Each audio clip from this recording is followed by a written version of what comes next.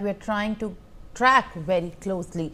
Now we are shifting our focus to the tragic incident that we have now broken from the Uttar Pradesh's Jhansi. There is an update in the Jhansi hospital fire.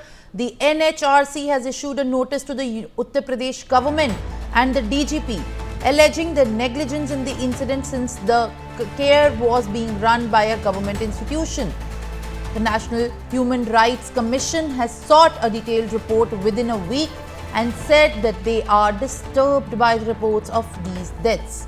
In a statement, the NHRC has said it has taken suo motu cognizance of the fire incident leading to these deaths of the infants. All right, viewers, for more details, my colleague Abhishek Singh joins me live on the broadcast.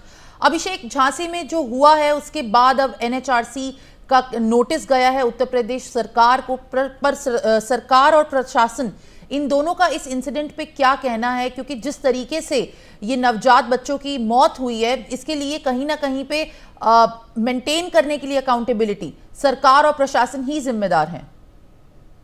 बिल्कुल, जिस तरह से ये पूरा fire broking incident हुआ NIUS में, और जिस तरह वहां नवजात छोटे बच्चे थे जिसमें तो 10 की मौत हो गई मौके पर, और अब सरकार की तरफ से एक कोर कमेटी बनाई गई, 4 मेंबर्ड कमेटी बनाई गई है जिसमें डीजी हेल्थ, इसके अलावा फायर सेफ्टी डिपार्टमेंट के भी अधिकारियों को रखा गया है और बाकी विद्युत सुरक्षा और अलग अलग विभागों को, जो स्वास्थ्य विभाग से जुड़े हुए उनके अधिकारियों को रखा गया है। और जल्द ही इस पूरे मामले पर एक विस्तृत रिपोर्ट सामने होगी, इसके बाद कई सारी बातें निकल कर सामने आएंगी। इसी बीच ह्यूमन राइट्स कमीशन की तरफ से भी उत्तर प्रदेश सरकार से नोटिस इशू की गई है और 1 हफ्ते के भीतर डीजीपी और पूरे मामले की एक विस्तृत रिपोर्ट मांगी गई है, जिसे जल्द ही सरकार को ह्यूमन राइट्स कमीशन और साथ ही साथ इस रिपोर्ट के आने के बाद जो सरकार की तरफ से 4 मेंबर कमेटी बनाई गई है पूरे मामले की जांच करने के लिए।